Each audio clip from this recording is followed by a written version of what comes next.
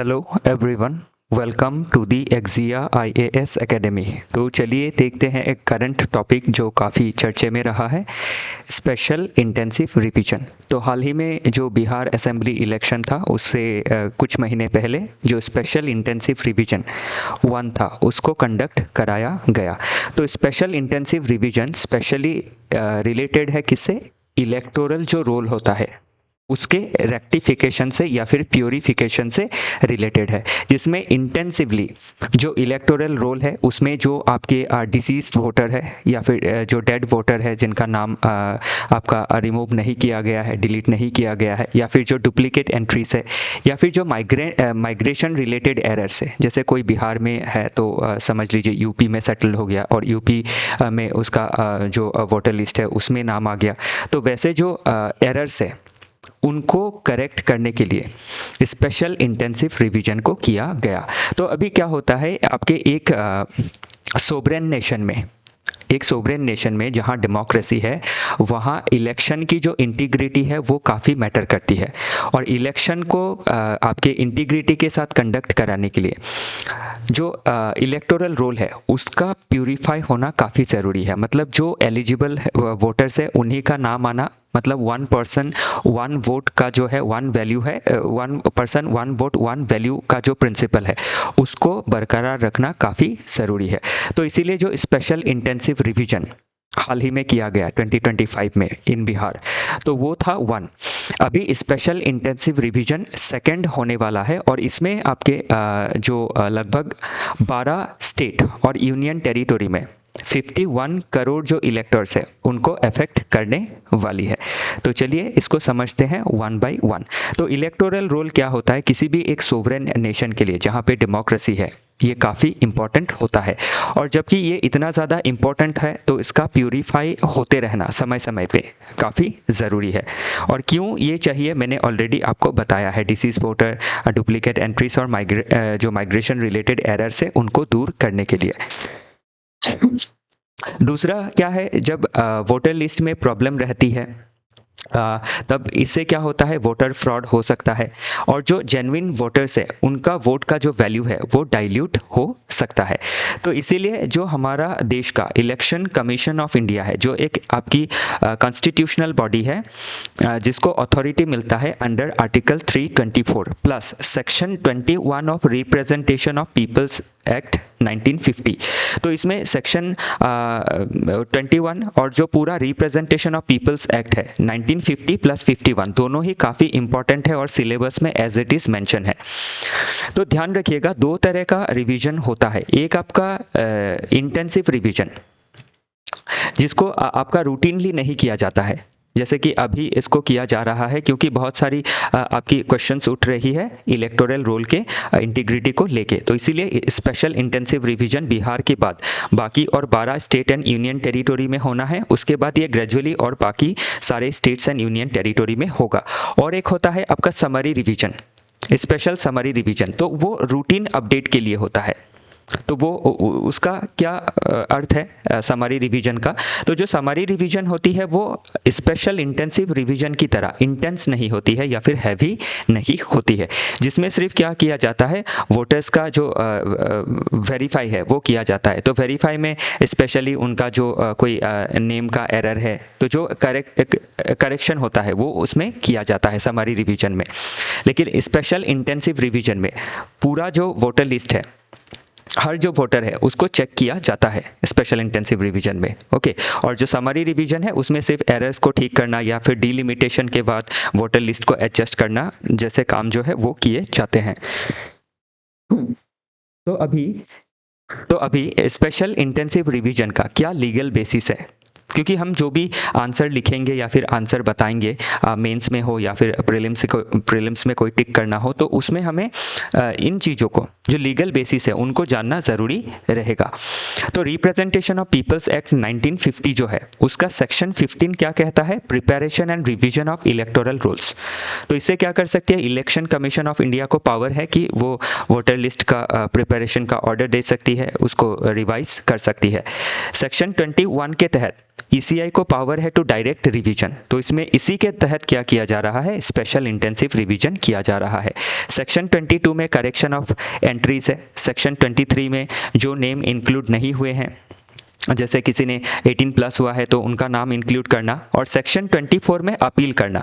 तो जो इलेक्टर्स है उनके अगर कोई उनका समझ लीजिए वोटर लिस्ट में नाम नहीं आया डॉक्यूमेंट्स देने के बाद भी, तो वो अपील कर सकते हैं। अगेंस्ट किसके अगेंस्ट, इलेक्टोरल रजिस्ट्रेशन ऑफिसर के डिसीजन के अगेंस्ट। देन कॉन्स्टिट्यूशनल प्रोविजन क्या है, आर्टिकल 324 ऑलरेडी बताया, सुपरवाइजरी पावर है इलेक्शन कमीशन ऑफ इंडिया के पास। आर्टिकल 326 क्या कहता है, हमें कॉन्स्टिट्यूशनल राइट देता है, ध्यान रखिएगा फंडामेंटल राइट नहीं है, कॉन्स्टिट्यूशनल राइट है यूनिवर्सल एडल्ट फ्रेंचाइज का, मतलब राइट टू वोट का। तो ये हमने देख लिया समरी रिवीजन क्या है। आगे देखते हैं स्पेशल इंटेंसिव रिवीजन जो 2 है, वो कंडक्ट कराया जाना है 12 स्टेट प्लस यूनियन टेरिटोरी में। ये मैंने ऑलरेडी बताया कि 51 करोड़ जो इलेक्टर्स है वो अफेक्ट होने वाले हैं इससे। और ये फर्स्ट मेजर इंटेंसिव रिवीजन है इन 20 प्लस ईयर्स, तो 20 साल से भी ज़्यादा हो गया लास्ट जो इंटेंसिव रिवीजन हुआ था। तो हाल ही में बिहार में हुआ, अभी सेकेंड फेज में 12 स्टेट एंड यूनियन टेरिटोरी में होने वाला है। तो किस तरीके से होगा, क्या मेथड रहेगा, तो इसमें आपके BLO अपॉइंट किए जाएंगे, बूथ लेवल जो ऑफिसर्स रहेंगे, तो ये हाउस टू हाउस वेरिफिकेशन करेंगे, हर प्रत्येक घर में जाएंगे। जैसे 10,000 वोटर्स के लिए एक आपका BLO रहेगा, और वो BLO क्या करेगा, ईच होम को विजिट करेगा। और कितना टाइम विजिट करेगा, 3 टाइम्स विजिट करेगा, ताकि कोई जो जेन्युइन वोटर्स है वो लेफ्ट आउट ना हो। तो इसीलिए 3 टाइम्स विजिट किया जाएगा। उसके बाद क्या है, प्री फील्ड फॉर्म रहेगा, तो जो फॉर्म दिया जाएगा हाउस टू हाउस विजिट के समय दौरान, तो उसमें क्या किया जाएगा, प्री फील्ड कुछ चीज़ें फील्ड रहेंगी और कुछ चीज़ों को फील्ड करना रहेगा। नेक्स्ट है डिजिटल सपोर्ट भी रहेगा। तो क्या है जो आपके स्पेशली अर्बन फोकस्ड, इसको ECI नेट जो है उसके ज़रिए आपका जो कॉल है उसको बुक किया जा सकेगा। तो ऑनलाइन सपोर्ट के लिए ये स्पेशली अर्बन फोकस्ड है। क्यों अर्बन एरिया में ये ECI नेट का फोकस रखा गया है, क्योंकि अर्बन एरिया में जो पॉपुलेशन रहती है वो आपके हर वक्त घर पे प्रेजेंट नहीं रह सकती है, कहीं काम के सिलसिले में बाहर रह सकते हैं, तो इसीलिए ये फैसिलिटी दिया गया है। प्लस जो SVEEP है, स्वीप, इसके ज़रिए क्या है, पब्लिक अवेयरनेस कैंपेन चलाई जाएंगी। तो स्वीप क्या है, systematic voters education and electoral participation. तो इसके ऊपर पास्ट में क्वेश्चन पूछा गया है प्रीलिम्स में, ध्यान रखिएगा। नेक्स्ट है इसका पर्पस क्या है, ऑलरेडी बताया कि जो डुप्लीकेट नेम्स है उसको रिमूव करना है, जो डेड वोटर्स है या फिर डिसीज वोटर्स है जिनका नाम अभी भी रिमूव नहीं हुआ है उनको रिमूव करना। प्लस जो माइग्रेशन हो गए हैं दूसरे जगह पे नाम है जिनका, उनका नाम को हटाना। उसके बाद ध्यान रखिएगा इस रोल को अपडेट किया जाएगा बिफोर 2026 इलेक्शन, और 2026 के बाद डिलिमिटेशन भी होना है, तो इसीलिए वोटर लिस्ट को करेक्ट करना ज़रूरी है, और वो भी इंटेंसिव तरीके से करना ज़रूरी है, इसीलिए स्पेशल इंटेंसिव रिवीजन को लाया गया है। आई होप आप समझ पा रहे हैं कि स्पेशल इंटेंसिव रिवीजन क्या है और इसका मकसद क्या है। आगे देखते हैं 3 नंबर पॉइंट में, major legal issues before supreme court. तो स्पेशल इंटेंसिव रिवीजन को लेके ऑनरेबल सुप्रीम कोर्ट में भी कई सारी पिटिशंस फाइल की गई। क्यों, क्योंकि आपका एक तो बिहार असेंबली इलेक्शन से ठीक पहले, कुछ चंद महीने पहले इसको कंडक्ट कराया गया, तो इससे ये डर था कि जो जेन्युइन वोटर्स है वो आपके वोटर लिस्ट से आउट हो सकते हैं। तो इसमें अभी क्या है, जो की कंसर्न रेज किया गया है, एक तो इसमें रिवर्स ऑनर्स है। तो रिवर्स ऑनर्स में क्या है कि वोटर को सस्पेक्ट की तरह ट्रीट किया गया है। तो अभी वोटर को ये प्रूफ करना है कि वो वोटर है, जिसका नाम है ऑलरेडी, उसको भी ये प्रूफ देना है। ओके, अनलेस वो प्रूफ नहीं कर पाते हैं तो उनका जो नाम है वोटर लिस्ट से वो हटा दिया जाएगा। तो इसमें वोटर्स को सस्पेक्ट की तरह देखा जा रहा है, ये इसका एक क्रिटिसिज्म है, ये की कंसर्न है। फिर BLO जो है वो काफ़ी लो लेवल स्टाफ है, तो इसमें ध्यान रखिएगा BLO स्पेशली कौन रहेंगे। तो समझ लीजिए कि जो आपके सरकारी स्कूल के टीचर्स हैं उनको इसमें अपॉइंट किया जा सकता है, या फिर और जो लो लेवल के स्टाफ रहेंगे, तो उनको एक कैसी काम दी जा रही है, क्वासी जज ऑफ सिटीजनशिप, कि वो सिटीजनशिप को डिसाइड करेंगे जज की तरह।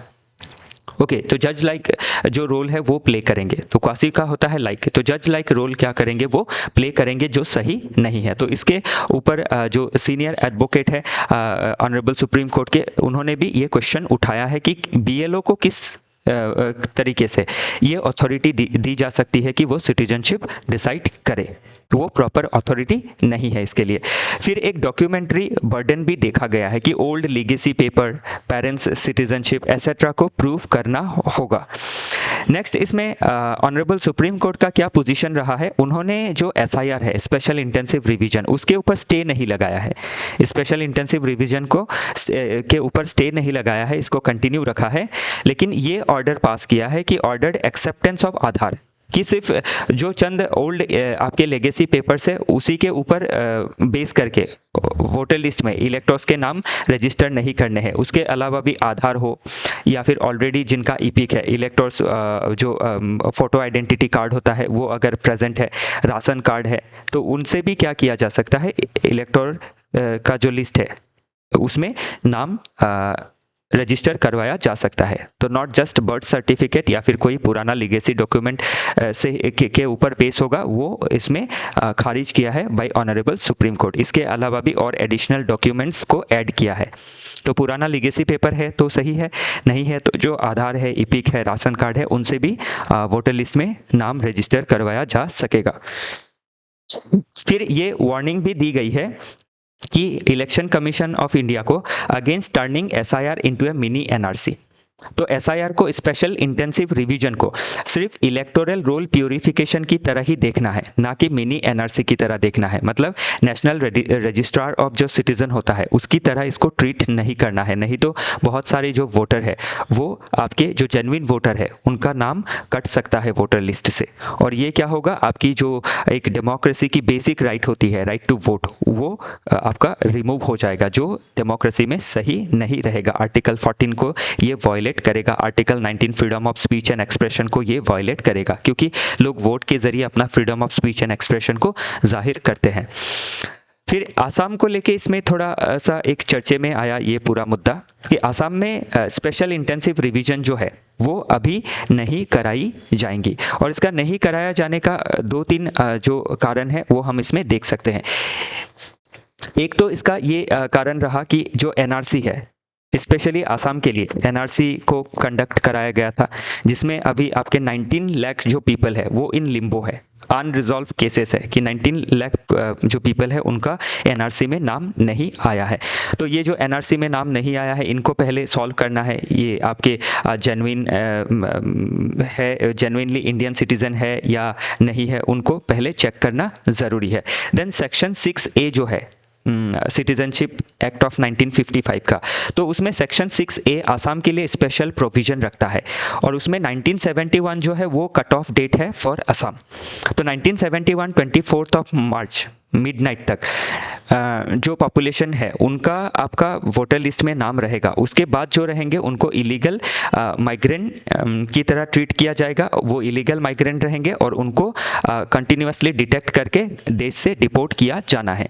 तो इसी के लिए क्या है, ये जो स्पेशल प्रोविज़न रखी गई है, इसीलिए एक बार आसाम का जो नाम है वो स्पेशल इंटेंसिव रिवीजन में अभी नहीं लिया गया है। और प्लस अभी हाल ही में डिलिमिटेशन जो हुआ है 2023 में आसाम में, तो उससे क्या है, कॉन्स्टिट्यूएंसी की जो मैपिंग है वो प्रिसाइजली की गई है, और वोटर लिस्ट का भी जो रिवीजन है, समरी रिवीजन, वो हुआ है।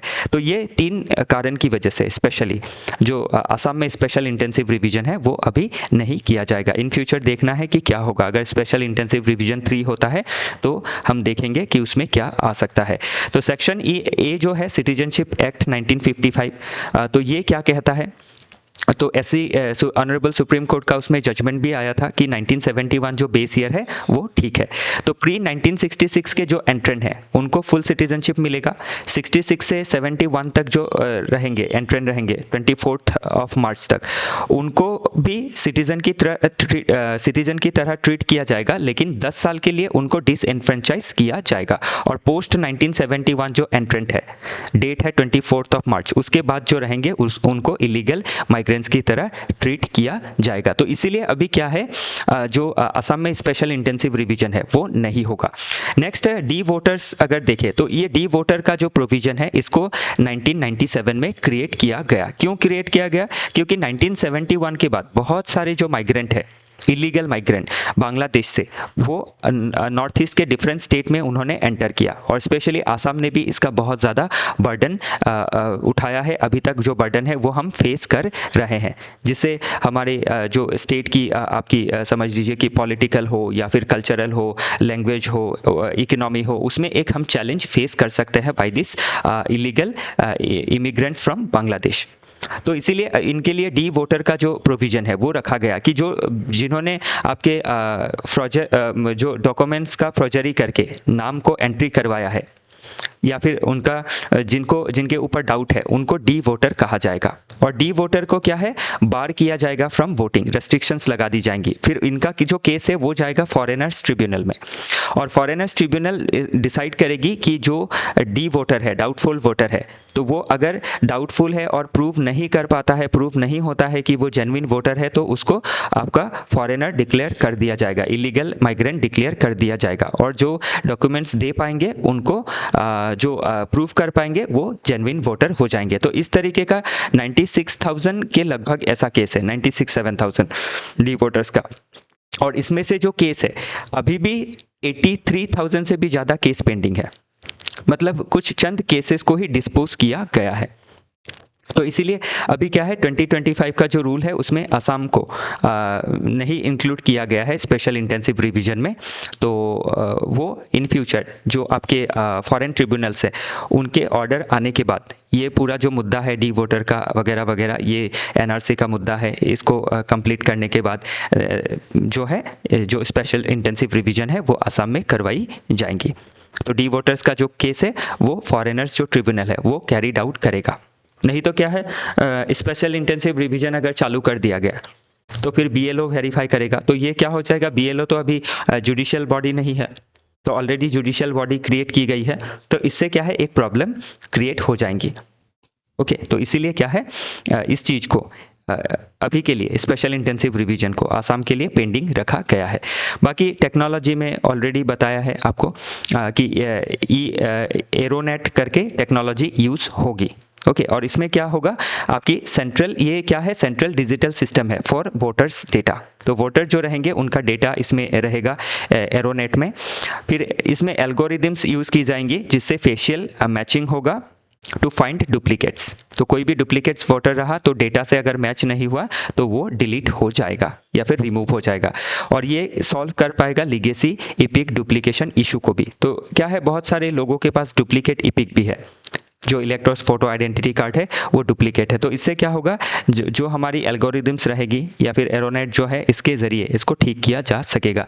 रिस्क इसमें क्या है टेक्नोलॉजी में, क्योंकि टेक्नोलॉजी क्या है, स्पेलिंग का वेरिएशंस को नहीं समझ पाएंगी, रॉन्गफुल डिलीटेशन हो सकता है, एक डिजिटल डिवाइड का प्रॉब्लम रह सकता है जिसमें स्पेशली जो रूरल पॉपुलेशन है या फिर जो डिजिटली लिटरेट नहीं है वो एक्सक्लूड हो सकते हैं। बाकी फियर क्या है आपके स्पेशल इंटेंसिव रिवीजन को लेके, तो एक तो ये फियर है कि स्पेशल इंटेंसिव रिवीजन कहीं एनआरसी की तरह ट्रीट ना किया जाए। फिर वेस्ट बंगाल, केरला डर रहे हैं, ये जो स्टेट है इनके पॉपुलेशन है कि जो स्पेशल इंटेंसिव रिवीजन है ये कहीं बैकडोर एनआरसी ना हो, जिसको ऑलरेडी ऑनरेबल सुप्रीम कोर्ट ने कहा है कि एसआईआर एनआरसी नहीं है और उसको एनआरसी की तरह ट्रीट नहीं करना है। पैनिक है स्पेशली अमॉन्ग माइनॉरिटी कम्युनिटीज़, क्योंकि जो लेगेसी डॉक्यूमेंट है उसका डिमांड किया जा रहा है और किसी कारण से अगर वो उसको प्रेजेंट नहीं कर सकते हैं तो इसमें एक फियर रहेगा कि वो वोटर लिस्ट से आउट हो सकते हैं और इलीगल इमिग्रेंट करार दिए जा सकते हैं। माइग्रेंट जो वर्कर्स हैं उनको लेके भी एक प्रॉब्लम है। एक तो है वो आपके विलेज के जो घर है उसमें एब्सेंस नहीं है, तो इसीलिए प्रेजेंट नहीं है, एब्सेंट है विलेज के होम में, तो इसीलिए उनका नाम जो है डिलीट हो जाएगा। दूसरा, अगर वो किसी शहर में है तो शहर में भी क्या है, उनके पास strong proof of urban residence नहीं है, तो वो क्या नहीं कर सकते हैं, अर्बन एरिया में भी अपना नाम रजिस्टर नहीं करवा सकते हैं। तो इससे क्या होगा, डुअल डिसएनफ्रेंचाइजमेंट हो जाएगा, वोटर लिस्ट से नाम जो है उनका कट जाएगा। क्यों? एक तो रूरल अपने विलेज में जो ओरिजिनल होम है उसमें प्रेजेंट नहीं है, काम की वजह से किसी सिटी में है, और सिटी में रजिस्टर नहीं करवा सकते हैं जहाँ पे प्रेजेंट है क्योंकि उनका स्ट्रॉन्ग एड्रेस प्रूफ नहीं है। तो BLO जब विलेज में आएगा तो 2-3 बार जब वेरीफाई करेगा नहीं मिलेगा तो उसका नाम डिलीट हो जाएगा, और ऑलरेडी उसने अर्बन रेसिडेंस का प्रूफ नहीं होने की वजह से जिस जगह पे काम कर रहा है वहाँ वोटर लिस्ट में उसका नाम नहीं है, तो इसीलिए क्या होगा, उसका वोटर लिस्ट से नाम ही हट जाएगा, डिसएनफ्रेंचाइजमेंट हो जाएगा। तो ये एक प्रॉब्लम हम इसमें देख सकते हैं। इसके आगे और क्या प्रॉब्लम है कि टीचर्स जो है उनको बोथ लेवल ऑफिसर्स की तरह ट्रीट किया जा रहा है। तो अभी इससे क्या है, उनके ऊपर एक पॉलिटिकल प्रेशर, लोकल लेवल पे एक पॉलिटिकल प्रेशर बन सकता है वोटर लिस्ट को लेके, किसी का नाम इंक्लूड करना एक्सक्लूड करने को लेके। फिर हमारे देश में जो पॉपुलेशन डेंसिटी है वो भी काफ़ी ज़्यादा है। फिर पब्लिक अवेयरनेस जो है रिगार्डिंग ऑल दिस इश्यूज वो बहुत कम है। फिर ऐसे इनएक्सेसिबल टेरेन है, जैसे आपके कोई पहाड़ी इलाका हो गया, कोई रिवराइन एरिया हो गया, तो वहाँ पे एक्सेस नहीं कर पाएंगे जो हमारे BLOs रहेंगे, तो उससे भी क्या है, आपकी जो डिसएनफ्रेंचाइजमेंट की डर है वो देखी जा सकती है। फिर एक डेटा इनकॉन्सिस्टेंसी भी हम देख सकते हैं। तो इसमें जैसे डेटा इनकॉन्सिस्टेंसीज में जैसे आपके रूरल एरिया में एब्सेंट है जो वोटर है, अर्बन एरिया में उसका नाम नहीं है, तो इससे क्या होगा कि यहाँ पे वो इंसान प्रेजेंट नहीं है, कट जाएगा, और यहाँ पे वो क्या होगा, आपकी रेसिडेंस प्रूफ नहीं कर पाएगा, इसीलिए वोटर लिस्ट में नाम नहीं रहेगा। तो इस तरीके का कुछ डेटा इनकॉन्सिस्टेंसी को हम फेस कर सकते हैं। तो बाकी देखा जाना है आने वाले समय पे कि स्पेशल इंटेंसिव रिवीजन 2 क्या मोड़ लेता है, और इसके बाद पूरे देश में जो स्पेशल इंटेंसिव रिवीजन होना है फेज वाइज में। और एक बात ध्यान रखिएगा कि स्पेशल इंटेंसिव रिवीजन हमारे देश में होना काफ़ी ज़रूरी है ताकि वोटर लिस्ट को प्यूरीफाई किया जा सके, क्योंकि ये बहुत हद तक क्लियर है कि बहुत सारे जो आपके इलीगल जो माइग्रेंट्स हैं वो कहीं ना कहीं किसी ना किसी बोगस तरीके से अपने नाम को फॉर्जरी करके, डॉक्यूमेंट्स फॉर्जरी करके अपने नाम को रजिस्टर करवा चुके हैं बहुत सारे एरिया में। तो इनको वोटर लिस्ट से नाम जो है निकालना वो काफ़ी ज़रूरी रहेगा। ओके, तो इसी के साथ आज का जो डिस्कशन है वो समाप्त होता है। आई होप जो भी चीज़ें मैंने आपको बताई वो आपको समझ में आई। कोई भी डाउट रहता है तो आप हमारे कमेंट सेक्शन में बताइएगा, हम उसको कैटर करने की कोशिश करेंगे। आई होप सभी चीज़ें आपको समझ में आई है। तो अभी के लिए इतना ही, फिर दूसरे टॉपिक के साथ फिर डिस्कशन करेंगे। हमारे साथ जुड़े रहने के लिए आप सभी का बहुत बहुत धन्यवाद।